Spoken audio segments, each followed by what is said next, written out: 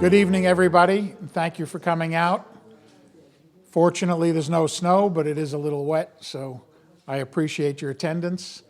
And I want to thank the village again for making this lovely new facility available to us. And thanks Cecilia Rohr for videotaping for us for Visual Touch Media. And again, these will be rebroadcast on Cablevision, Channel 15. We received a notification from them changing the times of the rebroadcast, so let me announce them. Saturday at 2:30 p.m., Sunday the 22nd at 1 p.m., Monday the 23rd at 10 p.m., and Tuesday the 24th at 11 p.m. Since we want to move this along as speedily as possible, and since it is an uncontested election, no other nominations besides the 4 candidates you see sitting at the dais, Mayor Sullivan, Trustees Wilson and Zerman, and Justice Code. So I'm sure you all know them, but we will start with reading a resolution or asking for adoption of a resolution that will be read by Toby, our secretary. So Toby, would you like to come up and read the resolution?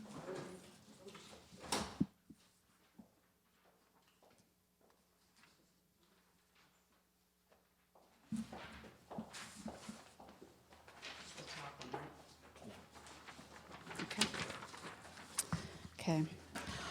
This is the resolution to cast ballot for uncontested nominees for village offices. Resolved that the secretary shall be directed to cast one vote for each of the uncontested nominees for 2-year terms: Lori A. Sullivan, Mayor; Mark L. Wilson, Trustee; and Brian Zerman, Trustee; and one vote for Howard T. Code, Village Justice, for a 4-year term. Such uncontested nominees shall receive the caucus's endorsement in the village election March 21st of 2017. Stay here and take a pen. Do we have a motion to adopt this resolution? Susan. Mrs. Code? Thank you. And do we have a second? Mr. Franchese. Did I get it right? No, I get it wrong every time. All right, close enough. Thank you. All right. Okay, thank All you in both. favor? Aye. It's unanimous. Thank you. Okay. One more resolution to read. This is the resolution to cast ballot for the Executive Committee. Resolved that the Secretary shall be directed to cast one vote for nominees Larissa Wayne Palmeno, Chair; Aaron B. Stern, Vice Chair; Louis Linder, Treasurer; and Clarissa Gioscia, Secretary, to serve as the caucus's Executive Committee for 1-year terms commencing April 1st of this year, 2017. Thank you, Toby. Thanks. Nice to Yeah. Do we have a motion to adopt it? I think we'll take it from the audience. Thank you, Chazar. And do we have a second? Well, we'll let you second it again. Yes, you can, sure. No problem. It's just a motion. All in favor? Aye. It's unanimously carried. Thank you. Now that we have elected the caucus's candidates, now we can talk about the next step in this process, which is collecting signatures on independent nominating petitions. And Larissa has them in the back of the room, so if you would be good enough to take a few and an instruction sheet and leave your contact information for her. We have until February 14th to file them with the village clerk. So we get a good head start this year, and I'm sure we'll get a good number of signatures. Is there a question from the audience? Yes, sir. Mr. Chairman, when can we start collecting signatures? Tomorrow. Okay. Right now, we're going to open the Meet the Candidates portion of this, where the candidates get a chance to tell you a little bit more about themselves. And since it is uncontested, we're not using a debate format, we're using a Q&A format. And the executive committee has prepared a series of questions which will be given to the group. The sitting officers will decide who will go first to answer the questions. And if any of the other officers have anything they would like to add to it, we're going to do this informally, so we'll welcome their input. We think that should probably take 15 to 20 minutes. But before that, we're going to start with an opening statement where they will all explain their positions to them and what they've been doing for the last 2 years. Thank you. Thank you, Aaron and the caucus. I want to thank the People's Caucus, especially the Executive Committee, for working so hard to preserve our in excess of a century-old nonpartisan process that keeps focus on issues for our village and not party politics. I also want to thank the village trustees who I've had the privilege to work with. Your trustees are tirelessly dedicated to moving our village forward in every respect. We are a board made up of professional and personal diversity, yet in every instance are able to work as a team with the focus we need. Thank you, Mark Pohar, Mark Wilson, Cesar DeRose, and Brian Zerman. Everybody should reach out to each one of them and thank them for their endless dedication to our village. I'd also like to thank our village manager, Phil Zagarelli, who runs the daily operations of our village, and without his expertise and dedication, a lot of our services, I believe, would suffer. 2 years ago, as I ran for mayor and spoke about where I thought the village had been, was, and where I saw it going as your mayor, I've had the privilege and honor of being your mayor for 2 years now. And what I want to say about the past 2 years is, wow, what a past 2 years have been. Over the past 2 years, we as a board have, to name a few things, completed and dedicated the William J. Vesio Community Center, continued with substantial capital improvements to our water sewer system, while adding to our recreational facilities, such as the addition of the comfort station at the club.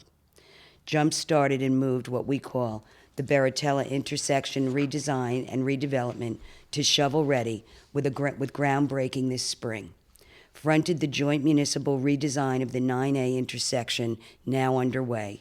Upgraded our fire and ambulance vehicle needs, adding a new fire truck and ambulance to the fleets. Continued on our debt reduction commitment to the village, reducing our village debt by over $2 million while funding all of the allocated capital projects. Created non-tax revenue sources to keep the village fiscally sound with a top credit rating and staying well within the tax cap.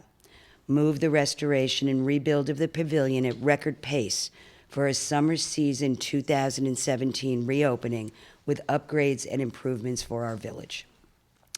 As your mayor, and as I committed doing 2 years ago, from the start, I worked to reopen the doors with to encourage joint municipal efforts that have enabled our board to get the 9A project off the ground, obtain cooperation and involvement in our village by our state representatives through grants for our pavilion upgrades and the like.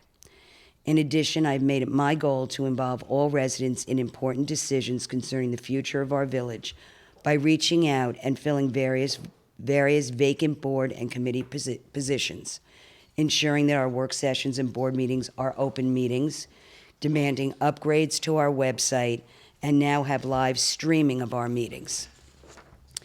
Recognizing the improvement needs of our downtown and needed land use modernization, I formed advisory committees of residents to report and recommend to the board, allowing all of our voices to weigh in, not leaving it just up to the board's opinion. These are just a few of my overview thoughts of what we as a board have been able to accomplish in 2 short years. There's much more, and we welcome everybody to our work sessions, and we encourage you to come to find out the details and really what's going on in our village. As I reread my speech of 2 years ago, I was reminded that I committed to all village residents that, and I quote, "This is our village, and your vision for our future is controlling. Tonight is not about Mark, Brian, or myself, or the incredible amount of things we've all accomplished over the past 2 years. Tonight and this election is about you and the future of our village. With continuing participation of all residents, we will keep moving our village forward with the fiscal prudence and excellent financial standing. I stand here today with hopefully the support of my husband, Pete Francis, and ask for your support in re-election as your mayor to allow me to carry on with the unfinished business and the new business of our village.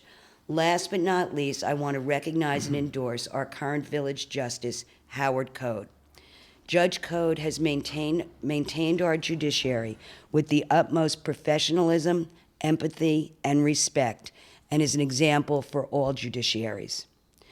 I believe that voting this caucus slate is a win for our village and will greatly enhance our village. Thank you.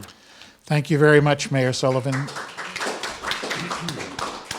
I believe Mr. Wilson is next, and I'll just remind him that at the nominating meeting, he promised us that he would expand on all of the things that he's doing within the village and with the rest of the board. So we'll be happy to listen. Well, thank you, Aaron. Thank you, Madam Mayor. This is an enhanced version of a week ago. First, I'd like to thank the following people: the Executive Committee of the People's Caucus for their dedication to ensuring the existence of a nonpartisan process for village elections, yet again for another cycle. Kevin Hunt for providing me the honor of his delivering my nominating speech, and as well as his service in both the fire department and with the fire department's ambulance service. To Steve Elks for a seconding motion. He's also on the B zoning committee. And to my family, Denise, who's doing a guest lecture tonight for Columbia University online, and to Ryan and Brooke, our children who now live and work in Boston, for supporting me in this endeavor. And most of all, really to Mayor Sullivan and my trustee colleagues, Brian, Chazar, and Mark, really for diligently working as a team for the benefit of the residents of Briarcliff Manor. Everybody comes in, of course, with some preconceived notions, but everybody leaves those basically at the door, and we work together to do what we think is best for the village. And I've seen that now for almost 4 years, and I expect it will continue. 4 years ago, my speech focused on why Denise and I chose Briarcliff over 20 years ago as the ideal place to raise our then young family as we left our one-bedroom New York City apartment. My then stated rationale for volunteering, I think, is worth repeating today. And this is now 4 years ago. Over the years, we have participated in many of the school's social and athletic aspects of the Briarcliff community. I have always been struck by the exceptional volunteerism demonstrated by village residents in all of these areas, encompassing both their time and money. They typically serve the greater good without seeking or receiving much notoriety. Their reward is a job well done to the benefit of the Briarcliff community. It is in that same spirit of stewardship and service that I seek the People's Caucus nomination for village trustee. That's what I said 4 years ago. I think after 4 years as trustee, I seek your support and ask for your vote to continue to, as your trustee, in that same spirit of stewardship and service. And I think that sort of stewardship and service spirit is shared by those on the panel and the other trustees. Just to put it in perspective, I'm head-whipping a little here. What this job entails and what the governance of the village entails. The village is responsible for basically everything but the schools in terms of how local services are delivered. Even to the extent state monies and county monies and federal monies come in, it actually goes through the village. That's how it actually gets operationalized. So basically, what we have on the board is a diverse set of people with different backgrounds that we bring to it. I bring a business, finance, CPA type background, obviously mayor. Sullivan brings a law background. Brian brings a strong executive search background, as does Chazar and Mark. But I think what's key is you bring that talent together as a team, and it's very strong. And really hits the three key areas on the village, and I'll get to the one that you'd mentioned to me. The key challenge for us on the operational side is keeping the services at a very high level, as well as keeping within the property tax cap. And we've done that for the last 4 years, and we continue to do the same if reelected. On the infrastructure side, as the mayor said, there's a lot of challenges across the board: recreation, water, sewer, fire, police, library, and DPW infrastructure. And I think what that makes us, and it comes in all these different awards and different ratings. Is that you? Yes, I was turning it on. Okay. It makes us one of the most desirable communities. And so as we meet here in this new community center, this is an example of how we prudently manage the budgets, the infrastructures, and the construction projects. And after the pavilion is rebuilt, we have several future recreation projects that we're looking to do over the next several years. One is renovating Chilmark Park, 2 is renovating Scarborough Park, and 3 is expanding the Law Park Recreation Complex. Now, when I get to the next point, how do you fund that, and how do you do that in a prudent, structured way? That comes out. Because again, we've been able to do some of the work here already with the money we received from the club back when that project was started. So, on the land use side, the key challenge is maintaining the essential character of Briarcliff while meeting the needs of changing times and circumstances, all within applicable laws. Most recently, your Board of Trustees formed a Master Plan Advisory Committee to recommend modifications to the 4 B zone parcels that currently sit vacant or almost vacant in Briarcliff. I am the trustee liaison on that committee, and we intend to have our report completed during the second quarter. That addresses the key issue in this village, which is permeating the northeast corridor of this country also, where there are corporate campuses that were originally planned to be corporate campuses and laboratories that are now vacant. They initially sort of moved to multi-tenant facilities, but that's even gone away too. And that's not just here. You go from Maryland all the way up through Massachusetts. And basically companies are downsizing and moving to more urban areas. So we need to rethink that, and in accordance with a proper master plan process that the mayor championed, we're now in that mode. So hopefully we'll be able to have an advisory report to the board and then address what to be done with those facilities. There are already developers chomping at the bit, and we said they have to hold off until we go through the proper master plan process, which is open to all residents of the village to come to those meetings. So we do seek your input there. I'm going off script a little bit here. The other key thing is that the club project on the site of the former King's College is now underway, and the village is already receiving the financial benefits of the related special use permit to that deal, and there's more dollars to come.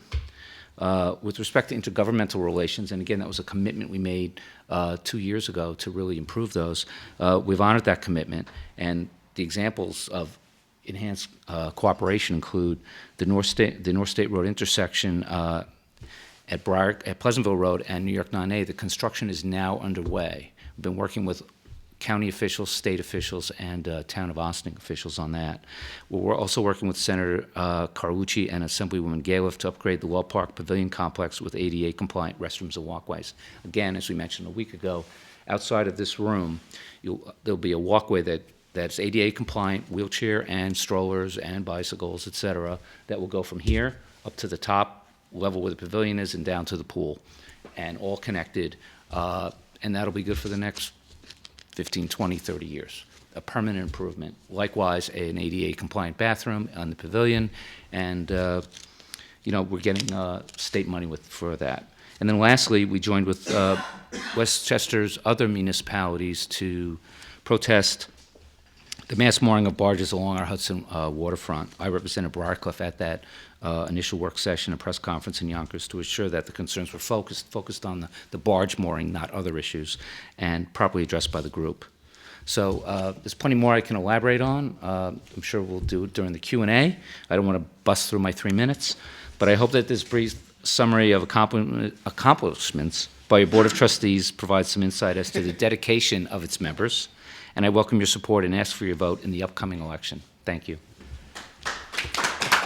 I ad-libbed a bit.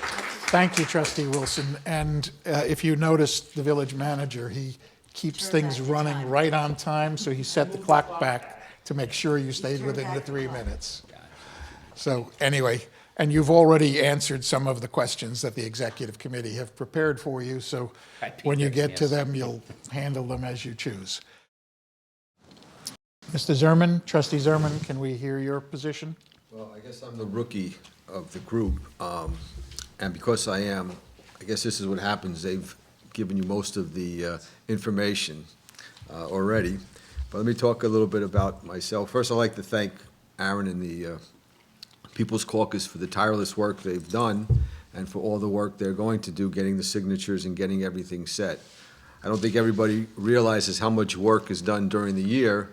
You come and see 2 meetings, but there's a lot more that's been done. I'd also like to thank the village manager, Phil Zigarelli, our mayor, Lori Sullivan, the board of trustees, Cesar DeRose, Mark Wilson, and Mark Polhar, for helping me along for the first year.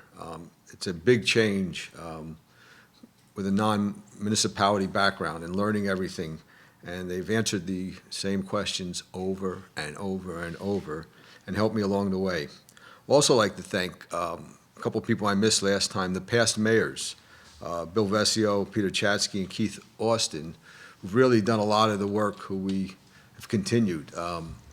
This community center, I was lucky enough to get my name on the plaque, but really the work was already laid out before I got here. And everybody else who participates in the process. Since they've gone through a lot of the projects already, I'll just tell you a little background about myself. First of all, I've been a resident in Briarcliff for approximately 30 years. We have a Briarcliff family. My wife, Rory, has worked for the village approximately 27 years. She started as a volunteer here in the library before being asked to join the staff here. She then was asked to become an employee for the finance department, and she worked there several years. She took some time off to have our third child, and she was asked back about 15 years ago to be the village court clerk. So she's embedded in the village herself. I have three children, a son, Jason, my daughter, Haley, and my daughter, Erica. All three are graduates and have gone from kindergarten through the high school. All of them have participated in various activities, be it sports, performing arts, within the community. All three have been active in the community: recreation department, lifeguarding, umpiring, Little League, working at the youth center, camp counselors at the town camp. As for me, I've been very active in the community, whether it's been on the board of the Briarcliff Manor Youth Soccer League, Recreation Advisory Board, Assistant Commissioner of the ASO. I've been active coaching, travel soccer, Briarcliff Little League, basketball. I was involved with the People's Caucus and now on the Board of Trustees. All three of my children are out, so I'm very lucky that I have been able to put a lot of time in and learn about the village by sitting in. I've attended every Board of Trustees meeting as well as every work session over the past 2 years. I've been the liaison at the Recreation Advisory Board, and during the same night, I'm lucky enough to run from one room to the other, and I go to the Briarcliff Manor Scarborough Historical Society. I've sat in on all three fire department company meetings, sat through ambulance meetings, zoning board meetings, planning board meetings, library board meetings, as well as architectural review committee. Also the liaison to the Central Business District Streetscape Committee, and we're working on improving the downtown area, as well as sitting in on the B-zone meetings. As a Board of Trustee, I've had the honor of working with a great group.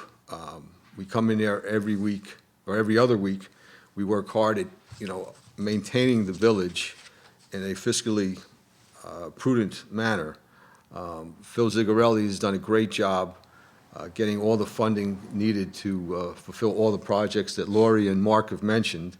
I'm not going to go through all of them, but I think one point that they did miss was before we came in, a lot of positions were open on different committees and boards. And the mayor made it her business to fill all of those positions, which really becomes the minor league for board members and people to step up later. So I think we are in a solid position right now and for the future. 2 years ago, I mentioned that the biggest item for the village was the upcoming vacant properties. We did form the B zone to look into those. There is a lot of interest, and I think we've done a very good job taking care of that as well. The word transparency came up in the last election a year ago, and I just wanted to mention that every work session, every Board of Trustees meeting is open to the public. Not only is it open to the public, but it's televised, and right now it's streamed through the village. Just go to the website, you could see all the meetings. And every Friday, I say this on a regular basis, The village manager has a great email letter that comes out and tells you everything that goes on in the village. Saying that, I think another thing is invisibility. Really what you want as a resident is to wake up in the morning, know that your garbage is done, your roads are clean, the police, fire department are all working, and I think we have a great staff working for us. All of the employees, our police, our fire department, administrative staff at Village Hall, as well as the DPW, Recreation Department, and Village Court, all does a great job. We've stayed under the New York State tax cap for the last 2 years. We've not increased taxes, and we've reduced the debt, as Lori said, by $2 million. In closing, I believe we've earned the right, as a board, to ask for your vote. I'd hope you get out and vote for us in March.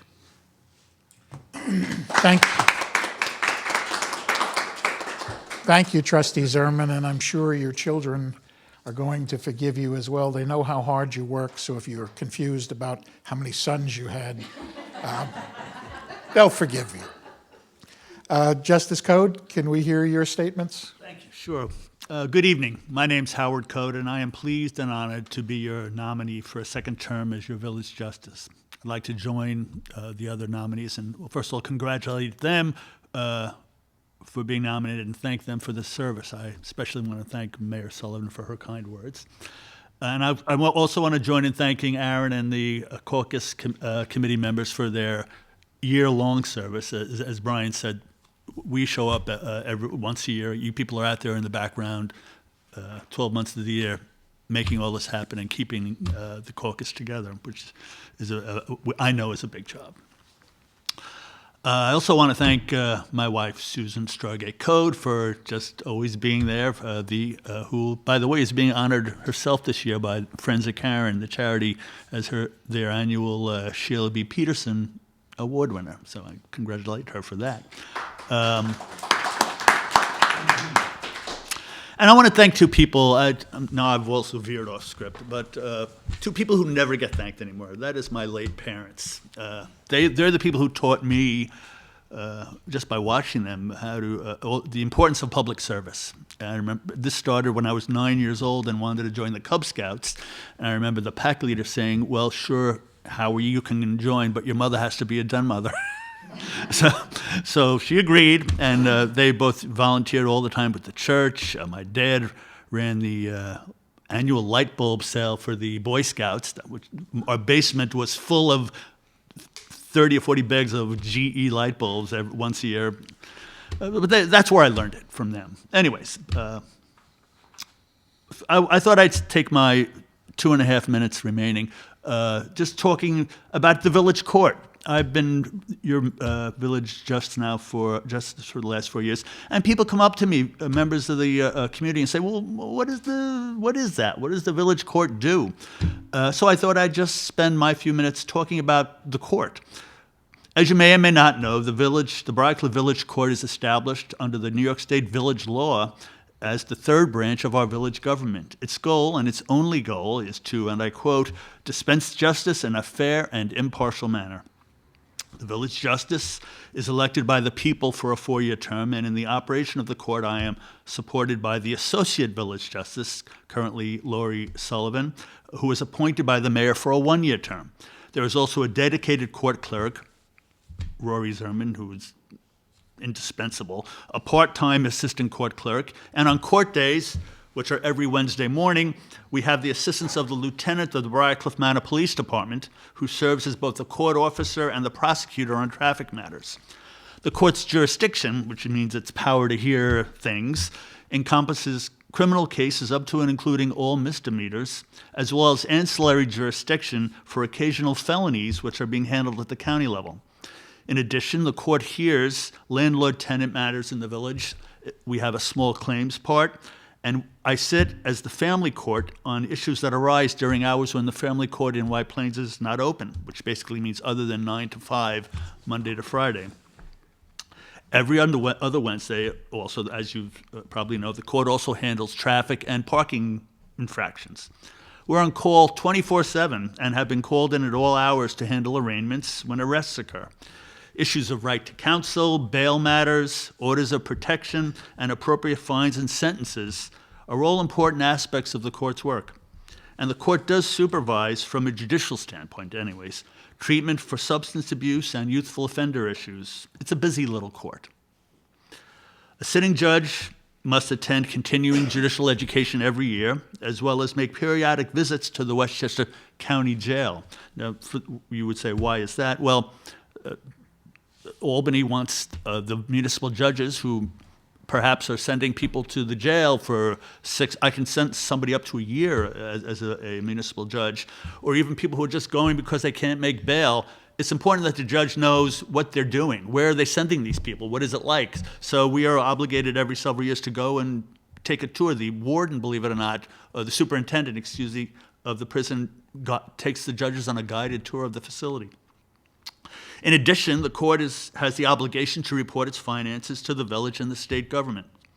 The court clerk, as I said, is instrumental in keeping the court in operation on a daily basis. As I mentioned to you last week at the nominating meeting, I found my service as your judge very rewarding. As I think I've indicated just now, it is both a challenging as well as a learning experience, and I do look forward to receiving your support for a second term, and I thank you all very much.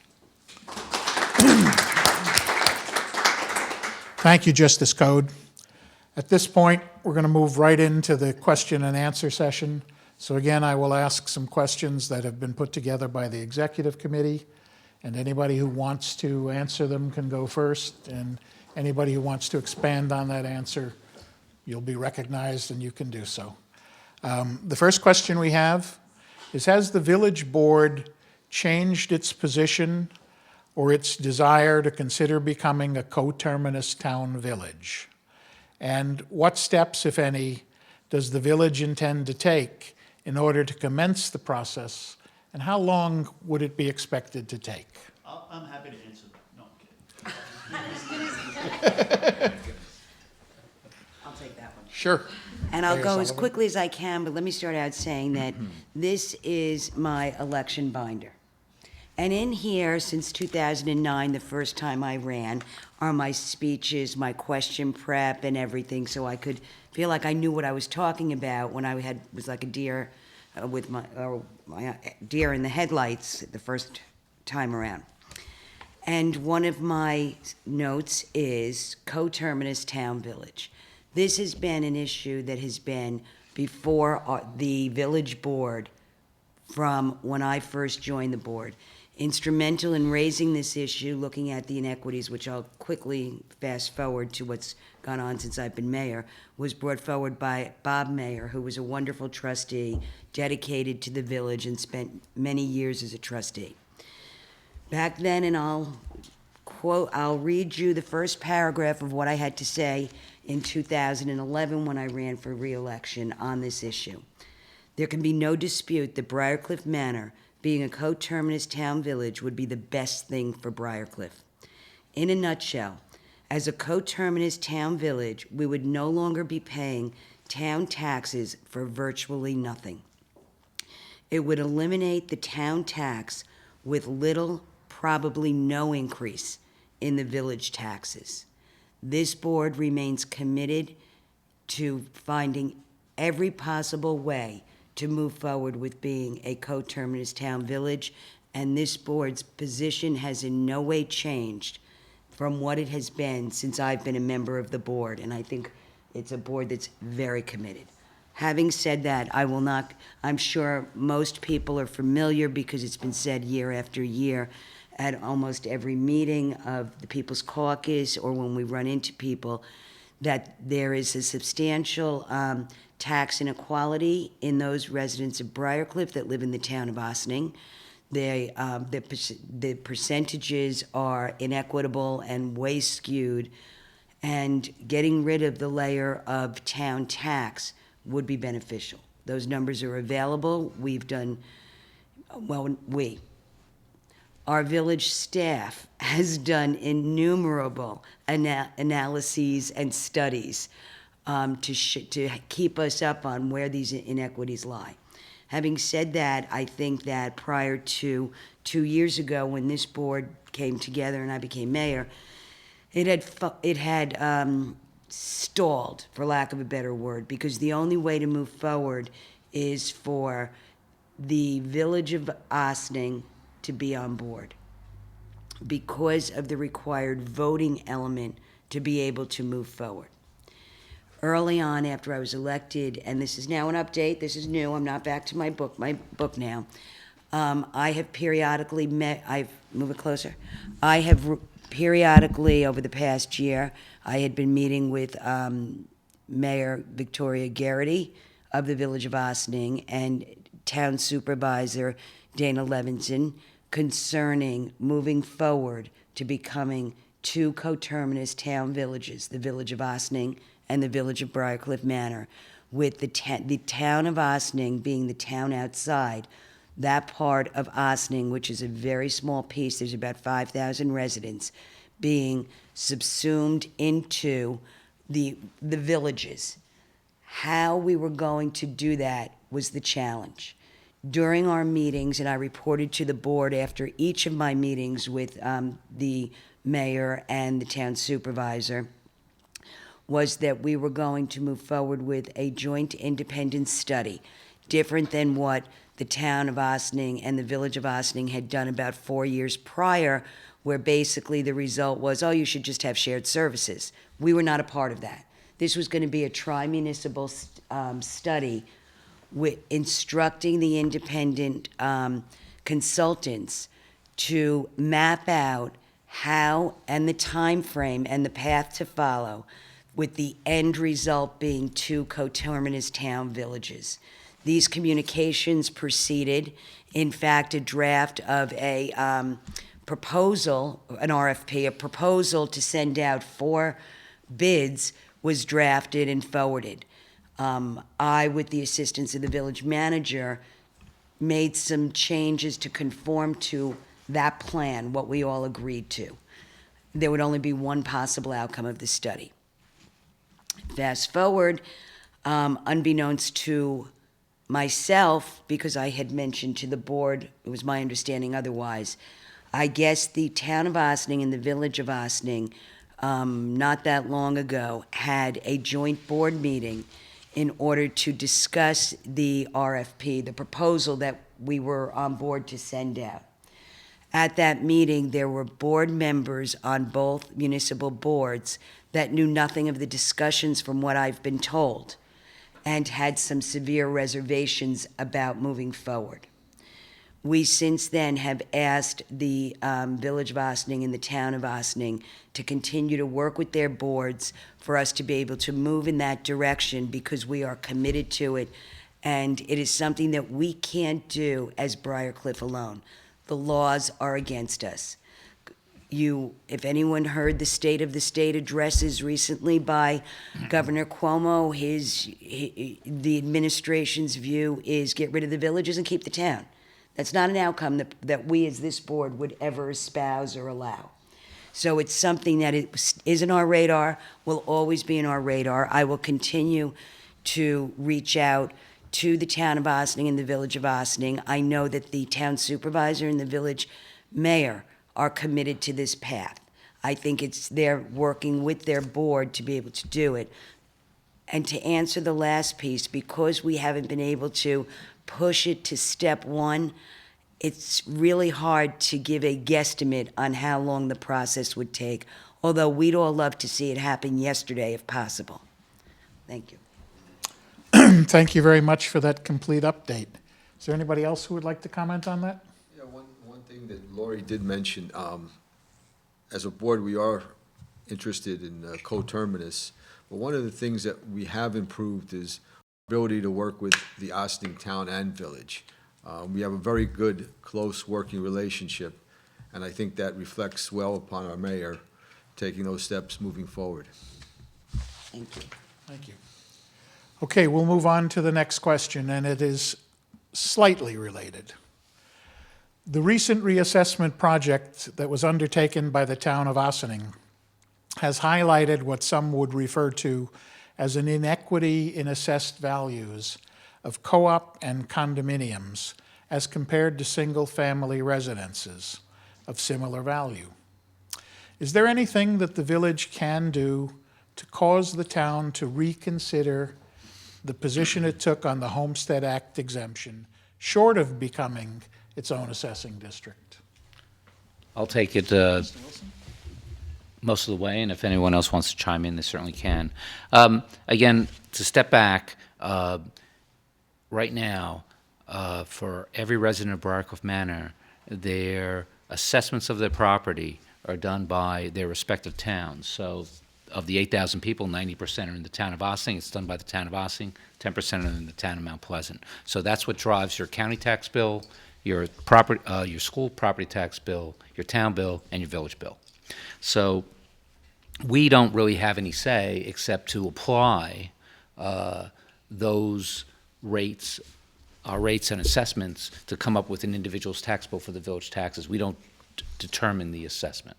So that's done by the town of Ossining in this case that you're referring to, and the town at this point, to my understanding, has not gone with the homestead exemption. So they've gone with the fact that it's now being taxed at the lower rate, which I believe it was before. So we can't control that until we become our own assessing unit. Now, not to complicate it too much, we could become just a village assessing unit for only the village tax, but that would bring a lot of expense on, and we're only about less than a quarter of your tax bill, so it doesn't really help. So you really need to have the whole thing and include the school taxes in that calculation, because otherwise that's where most of the taxes are. So we can't really directly impact it. Now, in terms of whether we should advocate, because we're not the assessing unit, we really haven't gathered any sort of broad public input on this. So people have different points of view. I'm sure you have one. People in the room can all have them. We have not advocated one way or the other because we really haven't gone out and solicited our village residents' thoughts on this, as we do have a mix of residents, mostly in single-family homes, but some in multifamily structures too. When people have raised issues, we have encouraged them to go where the action is. So we've encouraged people who are in the town of Ossining who may feel strongly one way or the other, you really should go over to the town of Ossining. Until we become a coterminous town village, we really can't do much for you. And from a prioritization viewpoint, we have not conducted our own public hearings to get input to form a board opinion on this. So we really, it's probably improper for us to push it one way or the other at this point. At least that's my point of view. I don't know. Well, I believe it was about 20 years ago that we gave up our power to do the assessment to Ossining. And now Ossining basically has the assessment, which puts us again at a disadvantage in this situation. But just to clarify, that was only for the piece that's village taxes. The school taxes were always done by the town, and the county taxes and the town taxes are always done by the town.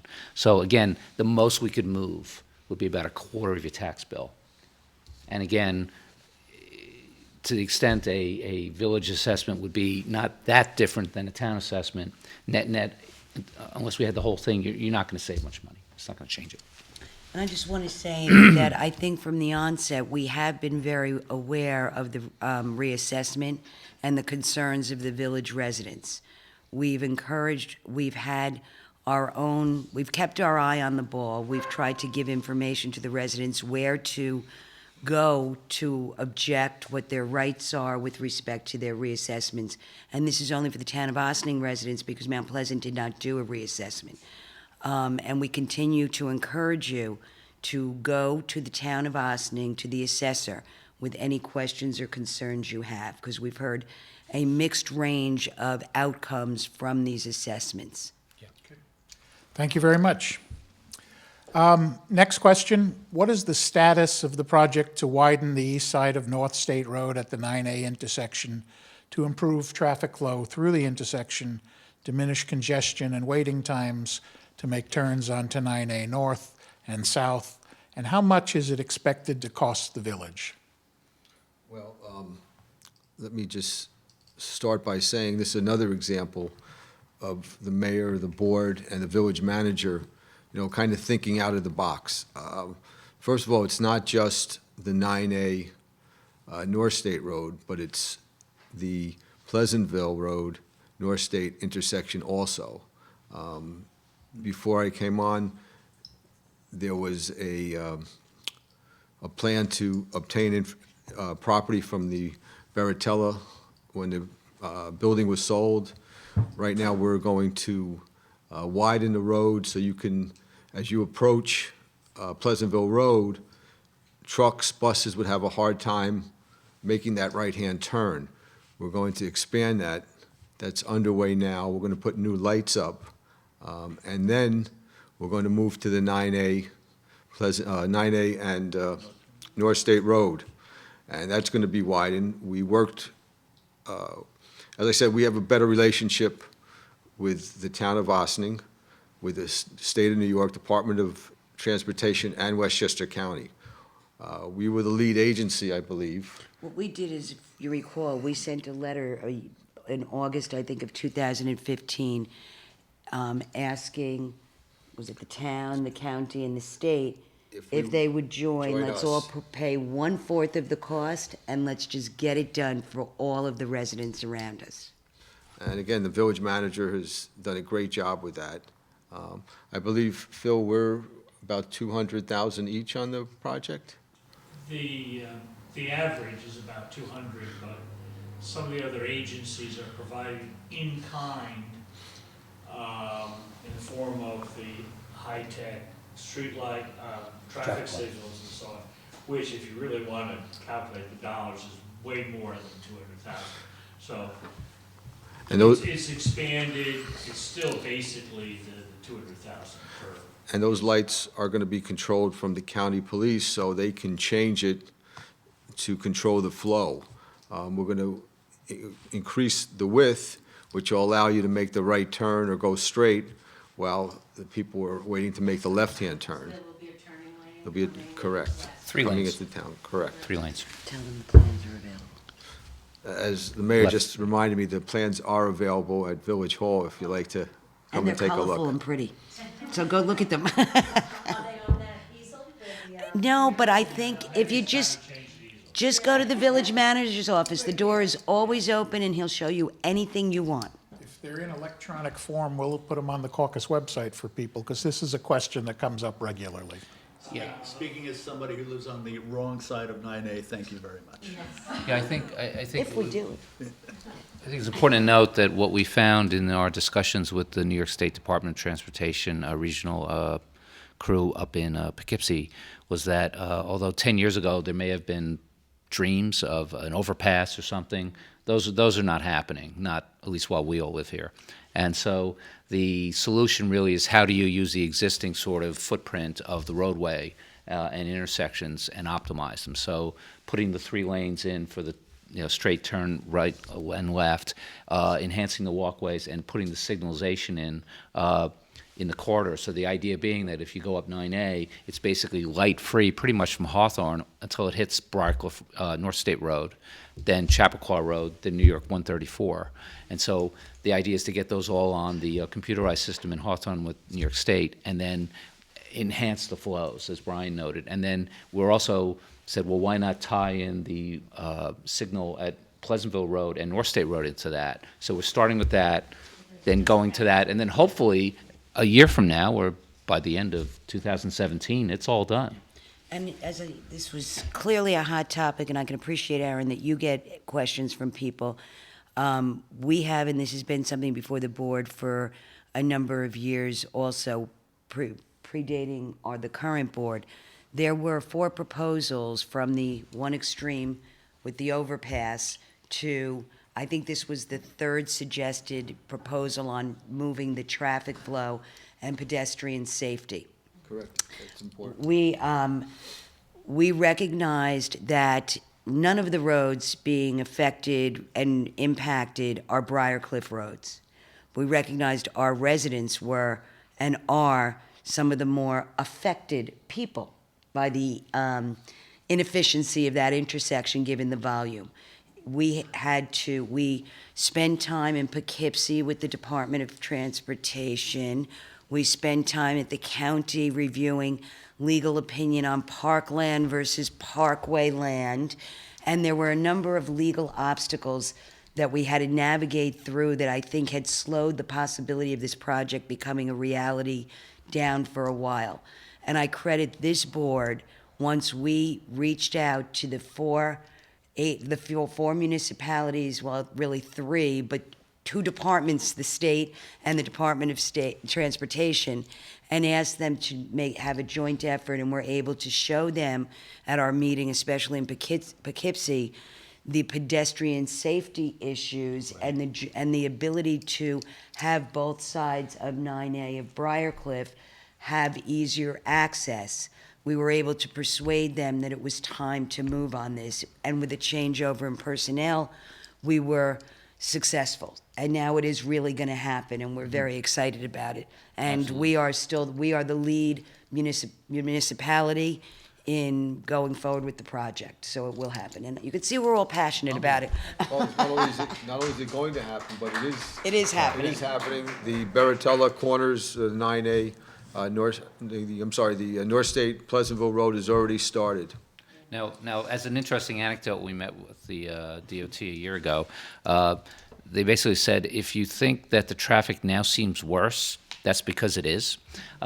Basically, the traffic levels a year ago were just coming back, because they monitor throughout the Hudson Valley and the state. They were just coming back to the pre-recession levels. So when you go out there and say, gee, this seems worse than it's been in a long time, it is true, because the economy has come back, and actually the traffic levels are now back up to 2006, 2007 levels. So it needs to get done.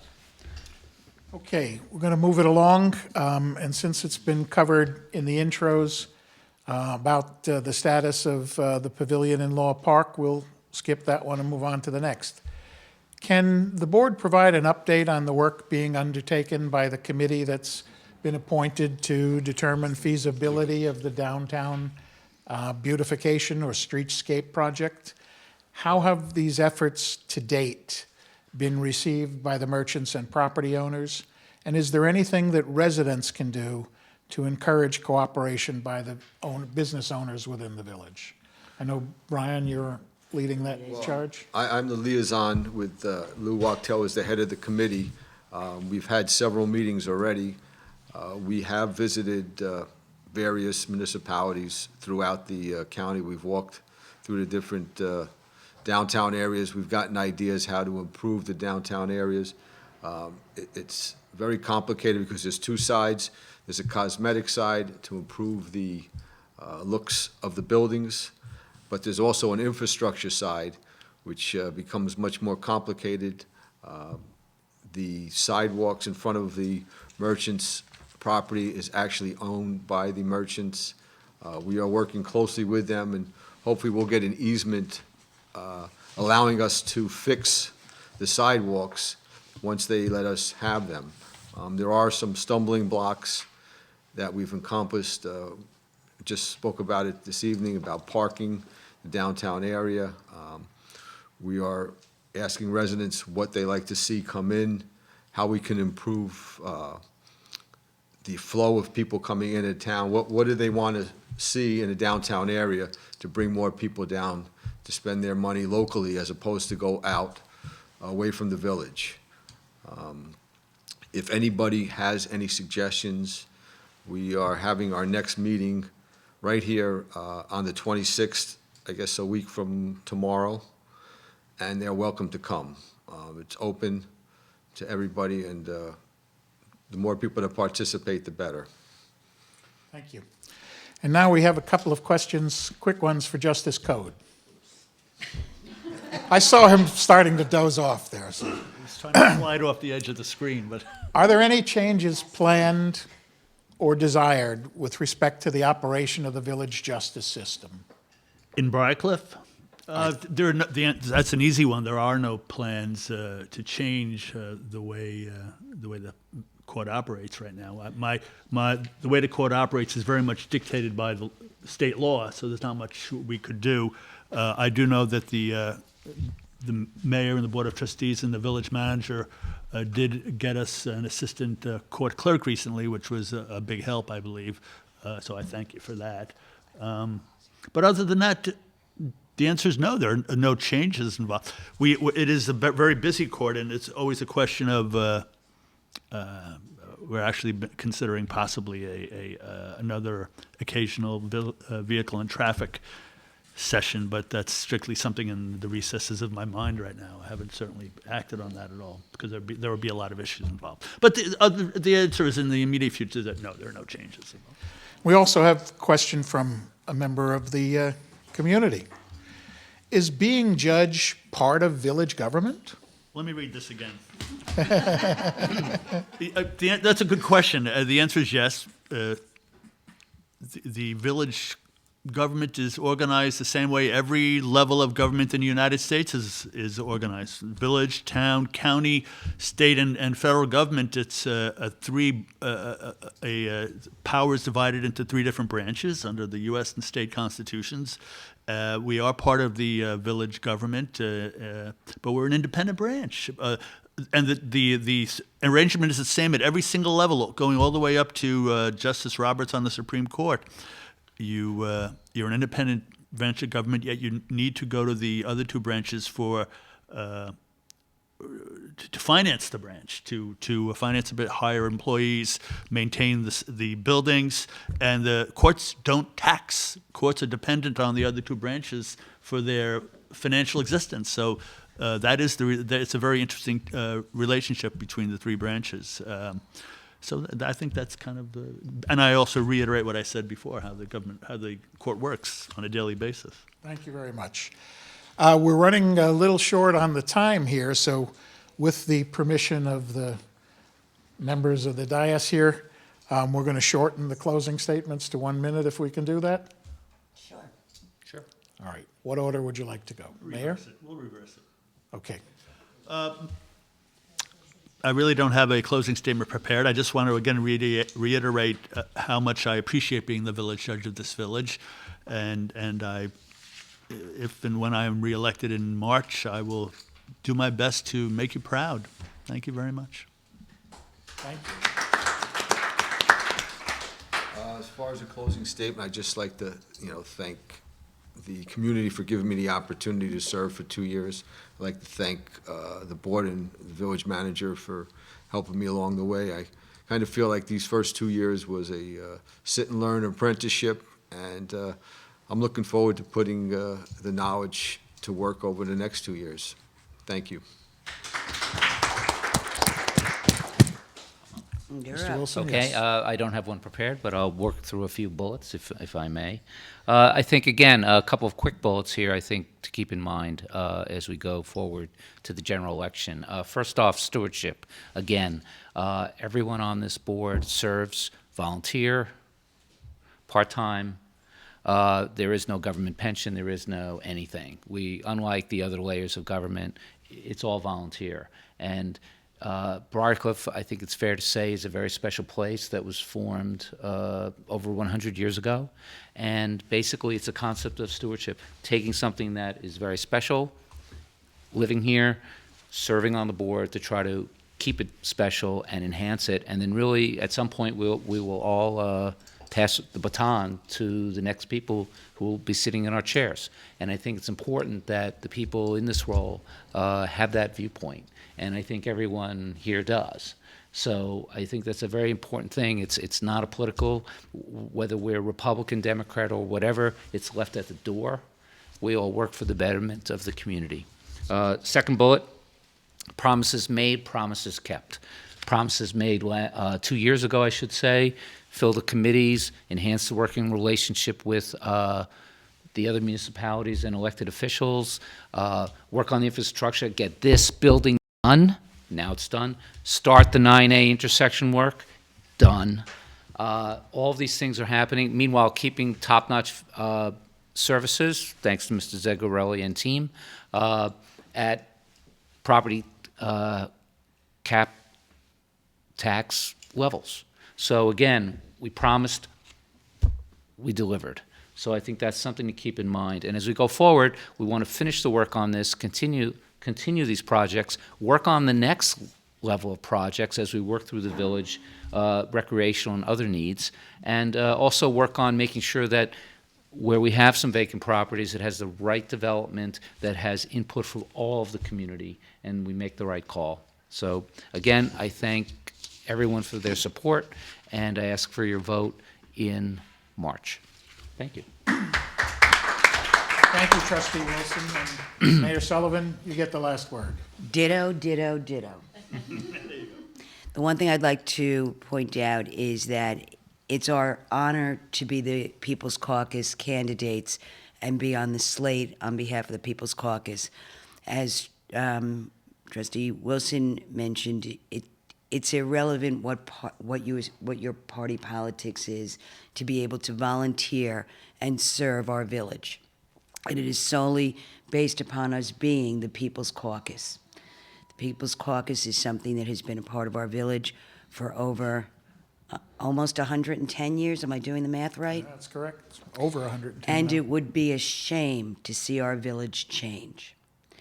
And the only way that we can keep the People's Caucus alive and keep it strong is for all residents to recognize its importance and step up, come out, and be a part of the caucus.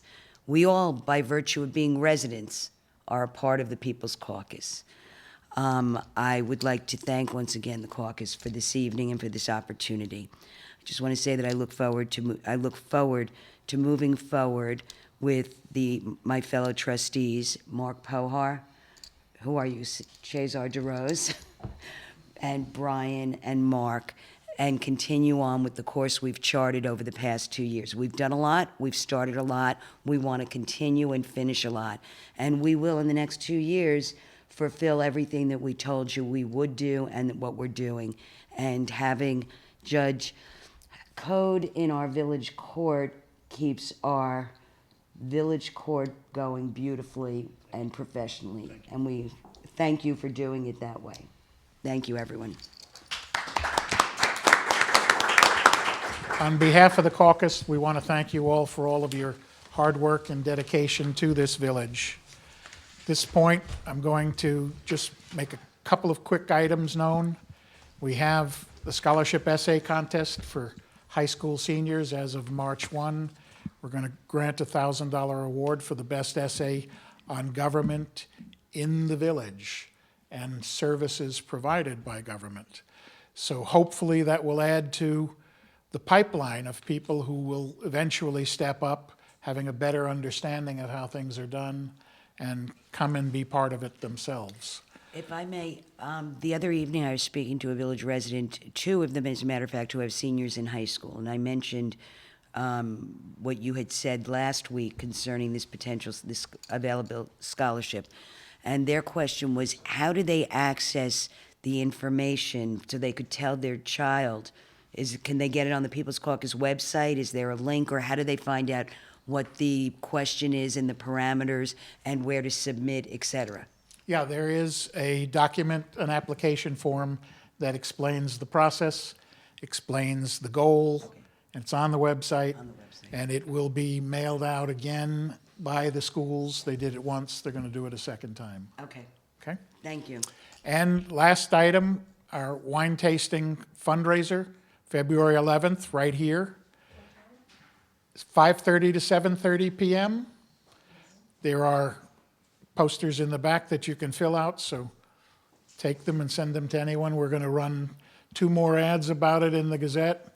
Going to be 2 more mailings about it, so hopefully we'll generate a large turnout. And when you do the mailing, if you would forward it to the village manager, well, it can just be put on as an attachment, as a reminder to Great. his weekly, Great. his weekly email. Excellent. Right, Phil? You could just attach it, the flyer. Okay. Are there any other items of business that would be brought before the caucus? Seeing none, I want to thank you all for your attendance. May I have a motion to adjourn the meeting? Toby? And a second, Susan? You're getting good at that.